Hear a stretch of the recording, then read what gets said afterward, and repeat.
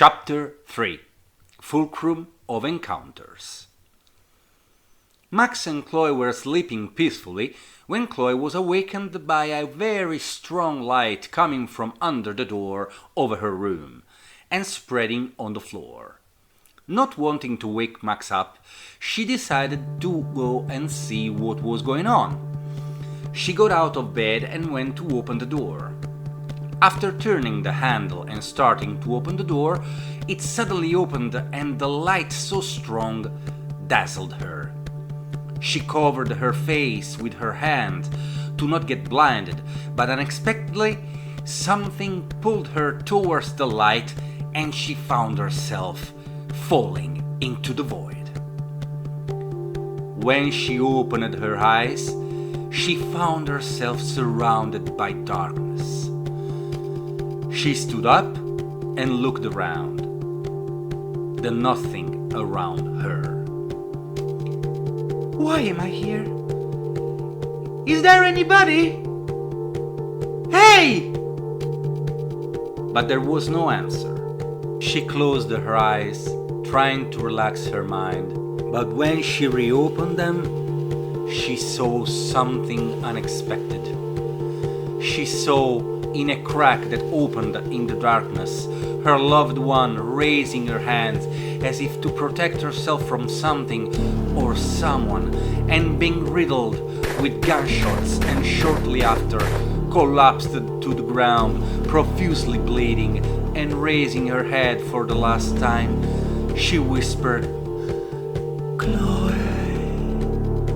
Seeing this, she tried to run to her, but couldn't reach her.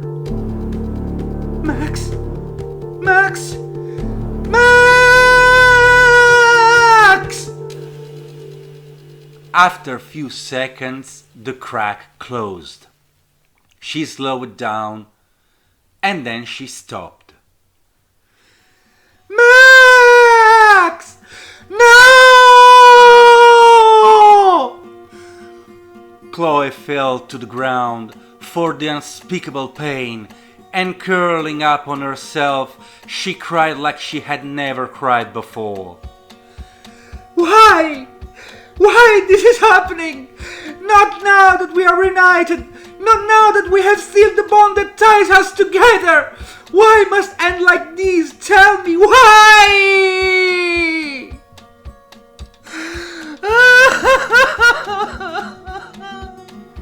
And catching her breath, she started crying more than before. While crying, she saw the darkness fading and be enlightened by a very powerful light. And now what else will happen? I would be surprised to see myself crushed by the Arcadia Bay Lighthouse. And she was taken by a great anger. But suddenly, she felt like someone was holding her in a hug that instilled calm and tranquility. Chloe stiffened herself in fear and trembling when... Quiet, Chloe. It's all fine. Please don't be afraid. I mean you no harm. Who are you? The girl asked in a frightened voice. You know who I am. A little doe told you about me. Or am I wrong? A little doe? You mean Max? I knew you would have understood immediately. After all, you have always been a girl with great intelligence and an outstanding insight. Chloe was a little confused, but firmly replied, Then you must be Hesperia. So if you are here now, it means that asshole of Posebius shot me in that gash. Where are you, piece of shit? I want to kick your ass for making crime I love. Chloe, unfortunately this time it wasn't Posebius. What you saw is a possible fall in time, and you could not do nothing to save her. A fold? In time? What do you mean? It is not an easy thing to explain for you human beings, but I want to try to make you understand it. Time is like a long aisle that expands to infinity. In this aisle there are many doors and windows that open to possible events that may occur at a certain moment. According to what you humans do, only one or two doors or windows open up, and all the others close and remain closed until another possibility will allow the others to reopen. It's not said that those only two doors are the only possibilities, because in the moment will be past one threshold, immediately after another one still could be opened. But this can only happen in your reality that apparently seems immutable. I hope you have understood. Chloe was stunned listening to the guardian, then after a few moments replied, Wait, let me get this straight. You are trying to tell me that even if there should be a choice that might seem the only one and that doesn't give escape, could be created another eventual way out to change that event? Precisely, Chloe. That's just what I mean. Be aware that what you have seen is only a possibility. It could happen when the both of you have just left home, as it could also be the most remote possibility. Chloe, looking up with a determined voice, says, Well, I will not allow it. I won't let the person I most love and that saved my life more than once be reduced to a colander by anyone. Never, ever! While she was talking, Never ever? So let's hear. What will you do? Will you jump in front of her and eat lead, huh? Or will you attack who is trying to eat her?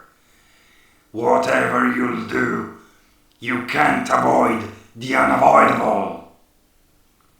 Posebius' voice echoed while darkness was taking over half of the surrounding space. So what?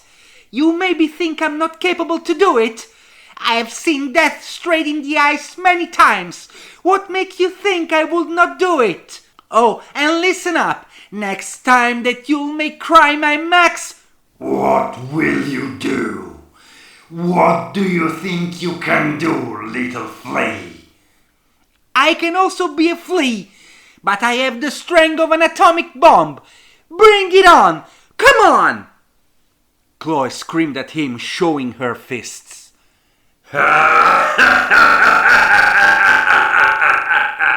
You amuse me, little flea. Your life is a flicker. You are nothing compared to me.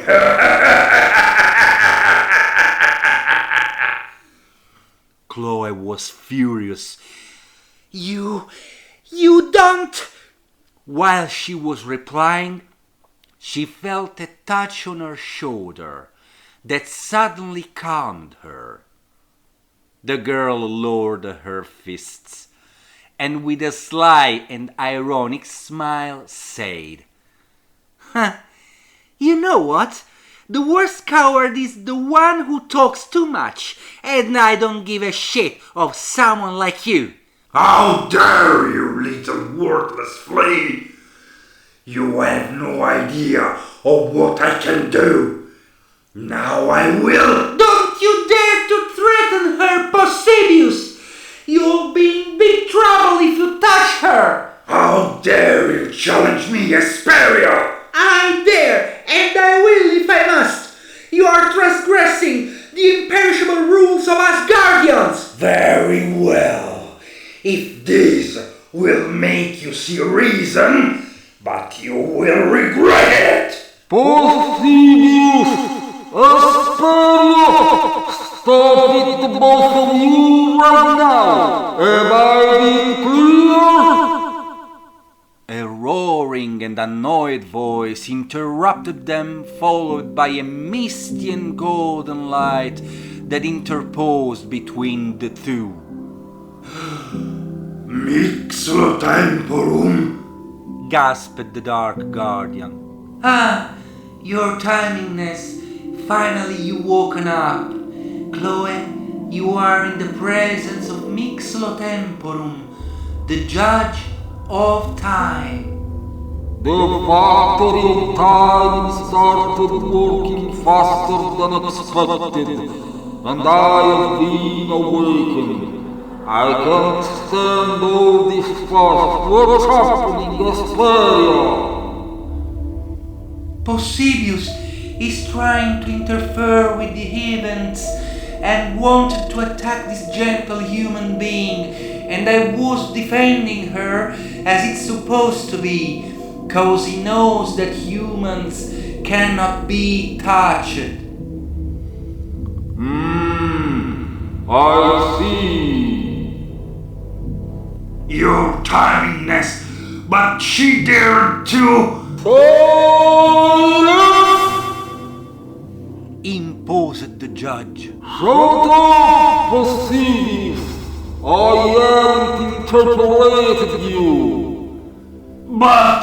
Don't you dare to object my will! Say one more word, and you will be indefinitely confined in the zone of the remembrance!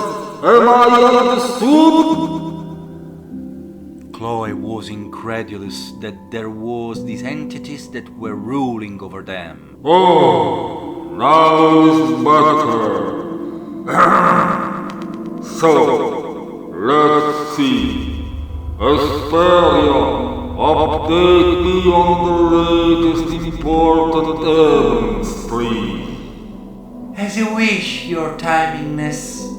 And so she told how the Time Factory had sucked the two girls up and how the events had taken place from that moment on, and the meeting with the Chosen One until then.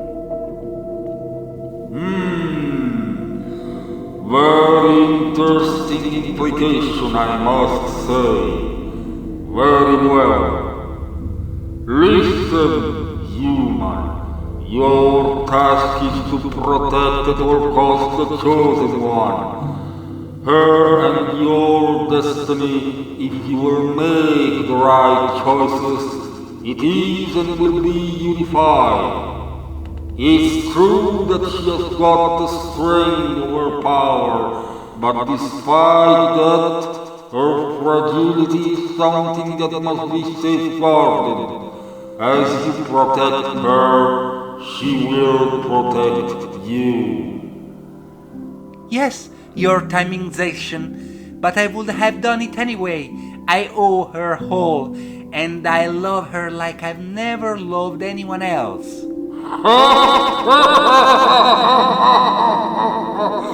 Your timingization, you are a very humorous human. Laughed Mixlo Temporum and added, Your path will be not an easy one, but now that I have been awakened after aeons, I have all the intention to follow you and see how you are going to do it. Possedius, go to the factory of time and make sure that all the doors and windows of time are open, and ascend to the mountain's hard grasses. Go! Yes, your timingness. But if you allow me...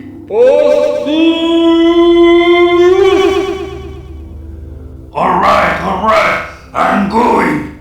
and the darkness dissolved, leaving Chloe with the white and golden light. This is it, Chloe. said Hesperia. You know what to do. Now, go.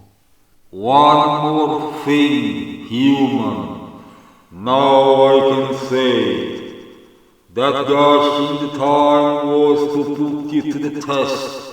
It was I who created it, seeing the brittles of time that have accelerated the factory. And so I decided to see how much important the chosen one was for you. And you met and passed my expectation. Your temporariness. Then does this mean that it will not happen?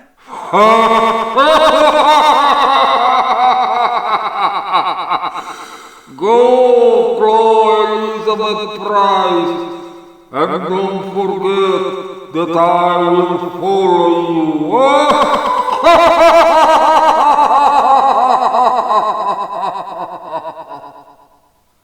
At these words, the light grew stronger until Chloe was completely blinded. Then silence. Chloe woke up with a startle. It was morning, the sun had already risen, and she still couldn't believe what was happened. She found herself in a room, in bed with Max that was sleeping on her back. Then emitted a moan, turned around, and with her arm went to surround Chloe's waist, approaching her smiling while asleep. The girl looked at her with serenity, then gently moved her hair from the forehead and caressed her cheek, looking lovingly at that tender little face full of freckles that looked like a sky kilted with stars. She laid next to her, thinking, Max, you are everything to me. After a while, she heard her stomach gurgling, then looked at the clock on the cabinet and saw that it was already 9:30, thinking, Fuck, I'm already hungry. Well, it doesn't surprise me after all the movement last night. and smiled to herself. She got up, put on her t-shirt and shorts, and quietly went down to the kitchen. Her parents were already out, but there was nothing left for them. Well, it doesn't matter. Now I'll take care of it for me and Max, she thought. She took the frying pan and put it on the stove, then took what she needed to cook and started making some nice eggs and bacon.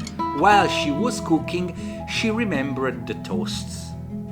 She took the bread from a cupboard and was opening it in order to put the slices of bread in the toaster, and then she felt two arms surrounding her and a small body leaning against her back. "Good morning, sweet cutie," she said, turning and smiling at Max. The brunette hugged her in front and kissed her. "Good morning to you, my sweet Chloe." Then she broke away and stood near the pan, checking and turning the bacon. "Oh no, don't worry, I'm on it," said Chloe. "Do me a favor, set the table in the meantime. I want to prepare you a nice breakfast. After all, I'm training for our future." Max was really happy. "Oh, Chloe," she said tenderly, and so she took the supplies for the table and also took the orange juice from the fridge. As soon as she was done, Chloe told her to sit down, and so she did, as she came in with the pan and put her bacon and eggs in the plate of Max and in hers as well. Then she put the pan in the sink and turned on the water to cool it down, and finally brought the toast to the table and took the butter from the fridge. "Wowzer, Chloe. It looks really tasty." "I hope you'll enjoy it, Max." The brunette tasted the eggs and the bacon and looking at her with a big smile said, "It's hella good. You're awesome. And Chloe was really happy about it. Fuck, this is the second time I cook in my life. I didn't think I was capable of. Or maybe it's just luck. Fuck, I have to tell her what happened to me yesterday night. I was almost forgetting about it. Max, something happened to me last night. Now, I don't know if it was a dream, but it certainly has something to do with what happened to you 2 days ago. You mean when I passed out? Yes. And Chloe told her what happened. So now the guardians are 3, and the last one is the boss who has woken up. Yeah, and apparently Posebius wanted to do whatever he wanted, but Mixotemporum put him in his place. Max, I think that sooner or later you will meet him too. I wouldn't be surprised. After eating, Max asked, When did you learn to cook, Chloe? Well, it's actually the second time I cook, she said, a little embarrassed. If you cook it like this also the first time, then I can say that you are really an excellent cook. Thanks, Hippie. I also added an extra ingredient to make it even better, she said with a wink. Max stared at her with a questioning look. Then she understood and jumped up from the table and ran to kiss her all over her face. I see you found out, huh? Well, for me that's the main and only ingredient. I love you. I love you more, Chloe said, giving her a peck on the lips. After a while, she said, Let's go out, shall we? It's been a long time since I wanted to do it. Just you and me. Okay, Chloe. You go first. I'll tidy up here. No, come on, you go first. No, you've been so nice to make breakfast, so I'll wash everything. Okay, Max. So Chloe went upstairs and got ready. As soon as she was ready, she went down again and the brunette has finished tidying up and said, Okay, Chloe, just give me 10 minutes and I'm ready. Chloe nodded and went to sit on the sofa, while Max climbed up and went to get ready. After about 13 minutes, Max got downstairs and called Chloe, who got up, took the house keys, and they both went out, making sure they locked the door. They decided to go for a walk in the big park 2 neighborhoods away. While walking, they were enjoying the sun, holding hands. They had almost reached the garden when they passed nearby a house where an oriental-looking couple was walking out the door. Honey, it's beautiful, but at the moment we can't afford it. We have to look for something more accessible, said the man. Oh, John, but here it will be ideal for them. It really seems a very healthy environment. I know, my dear. Give me just the chance to get a better job, and we'll come here. Right now, that other house in Portland is the only option. The woman sighed. All right then. Gabe, Alex, come on, we have to go back to Portland. And after a few seconds, a little boy and a girl came out. He was slightly taller than Chloe, slender and a little sulky, with black hair, an Iron Maiden shirt, black trousers and Converse. She was as tall as Max, or maybe a little taller, was wearing glasses. She was black hair too, but was smiling. She wore a yellow shirt with a black kitten peeking out from behind a mound with underwritten "Cuddle Me", classic jeans and Converse too. As they were about to get into the car, the girl turned to Max and Chloe, looking at them and focusing her eyes on Chloe. Alex, what are you doing standing there? Come on, get in the car, said her brother. Yes, I'm coming, she replied, continuing to look at them, and before getting into the car she gave them a nice smile, raising her right hand in greeting, and the two girls, seeing this, a little hesitant, reciprocated. Max and Chloe stood still for a few moments as the car pulled away. Hey, hippie, do you have any idea who those two are? But mostly her. Did you notice how she stared at us? No, I really can't tell you who they are, but I have the distinct feeling of having already seen them, and my sixth sense tells me that maybe our path will cross again. Who knows? Maybe. But did you hear what their father said? Portland. So I think that... Hey, no, wait a minute. Fuck, Max! We already saw those two when we fell into the gap created by the lightning. The brunette looked at Chloe, arching her eyebrows in surprise, and said, Now that you make me think about it, yes, it's true. But there were also two other people close to them, only that I could not distinguish them well. But now I wonder when we will see them again. Who knows, Max? When they arrived at the garden, they decided to get a nice cold drink from the cart that occasionally put in the open space, and they went to sit on a bench in the shade. That day it was quite hot, and cool off a bit was the best thing. While drinking, chatting, and enjoying the coolness, a boy and his father passed by. The father was slightly stout with a haunted and stern look, grey hairs, a big and red nose like a beet, and dressed in a mauve shirt, classic light blue trousers, and black shoes.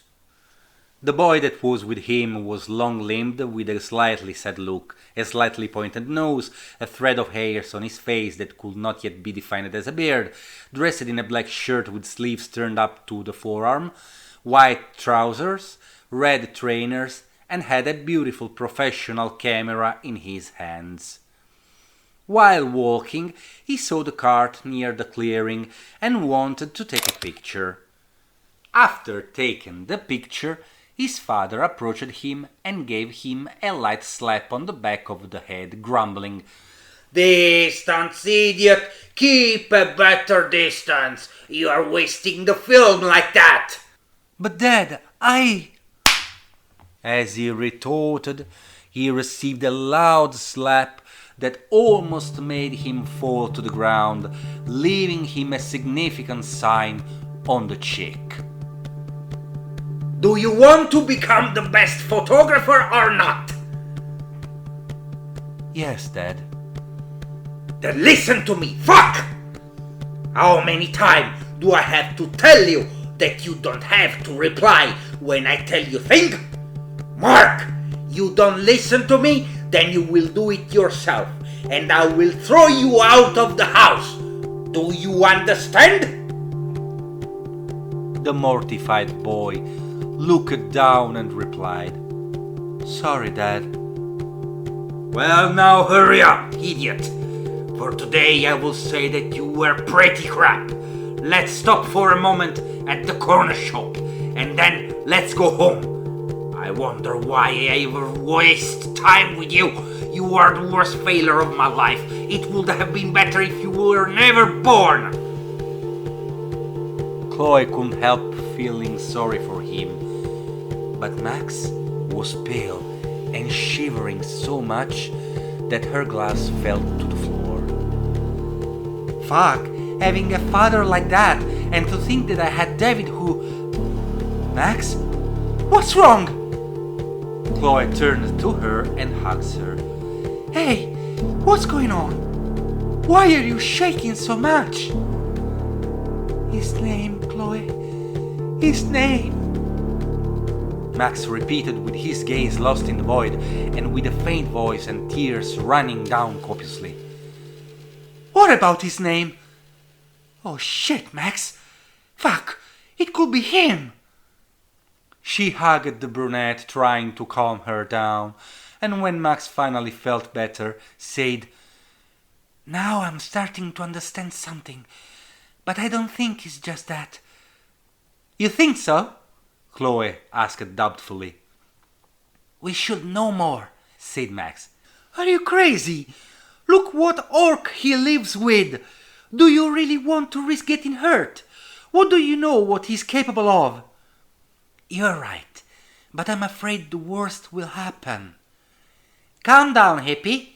Let's not rush things. If there is an opportunity, we'll try to talk to him, but not here and not now. However, if you want, we can see where he lives, and maybe try to get his attention. Deal, said Max. So, without being seen, they followed the father and son as soon as they left the shop, and who lived in a neighborhood away from the gardens in a house a little more isolated. They crouched down behind a big bush that skirted the perimeter of the house, and they saw the two entering in. You don't eat today. You sucked too much, and you didn't listen to me. Go upstairs to your room and stay there. I'll call you when you can go out, and thank me that I still let you use the bathroom. Yes, Dad, replied the son tonelessly, and they went into the house. This one is crazy in the ass. David, in comparison, is the flower fairy, whispered Chloe. Max looked at her and said, I remind you that David saved me, and that he wanted to redeem himself. I also want to remind you that he loved you anyway, and that he wanted to do everything to be forgiven by you, even if you never called him Dad, but at least not to be called step-douche anymore. Chloe saddened for a moment and nodded. Sorry, Max. You're right. I removed it from my mind. Come on, don't worry. Now we know where they live. We'll be back at another time. As they left, they walked past the mailbox, and Max shuddered when she read clearly on it, Jefferson. Chloe, there's no doubt. It's definitely him. However, now it's better to go. So the girls decided to go back to the gardens and relax a little longer. Then they wanted to go home, that the clock was signing after 2, and Max proposed to order something from Crab Burger, cause she was particularly hungry, and Chloe agreed. After about 20 minutes, the food arrived, Max paid, and they sat down. Max ordered a super odd cod menu with salad, fizzicola, and fries, while Chloe had a tasty menu with fizzicola, fries, and fried clams. After gorging themselves, they cleaned everything and went to the garden, and the brunette said, Now we'll think better with full stomach. So now we have to find a way to talk to Mark. But how do we do, Hippie? His room is upstairs. We certainly can go there and call him out loud, can we? No, Chloe, but maybe there is another way. And that will be? Tap on his window with stones. We'll go tonight and talk to him as long as his father doesn't find us. Max, you know that if something happens you can... Of course, Chloe. In that case, yes. Good. At that moment, the phone rang. Chloe heard it and went to answer. Hello? Oh, hi, Mom. Tell me. Oh, do you have a long shift tonight? I understand. Then also Dad will come back late. Okay. Okay, have a good day. Bye. Chloe, what is it? Was Mom that told me that she and Dad will come back late, 'cause she has a long shift and Dad is at a conference. Well, I will say perfect timing for our plan, said the brunette. They both stayed in the garden playing and enjoying the day when it started to get dark, and they decided it was time to move. Max, better if we dress in dark colors. At least we can act more freely. Good idea. They went to Chloe's room and put on 2 black t-shirts from an old concert they've gone time ago and dark blue trousers. They left the house and crossed the 2 neighborhoods away to Mark's. But as they approached his house, they saw something unexpected. 4 police patrols with flashing lights on, and a group of policemen outside the house, and an ambulance with the doors open, while the porters pulled the stretcher with Mark's father secured on it in a state of shock and with a large wound on his neck that had been medicated. The girls were petrified by that sight. Max, Chloe, move away, you can't stay here, said to them one of the agents who already knew the 2 girls. Excuse me, Agent Barry. What's happened here? Max asked. The old Donald has been attacked by unknown people. The neighbors heard the scream and called us, but when we arrived, there was no one but him injured and in shock. The son is not at home, and we don't know how to contact him. Now it would be better if you don't stay here. Okay, thanks, Agent. Don't mention it, and go home immediately. It's no good that 2 girls are around so late now. The girls moved away a bit and then stopped to consult themselves. Max, what do we do now?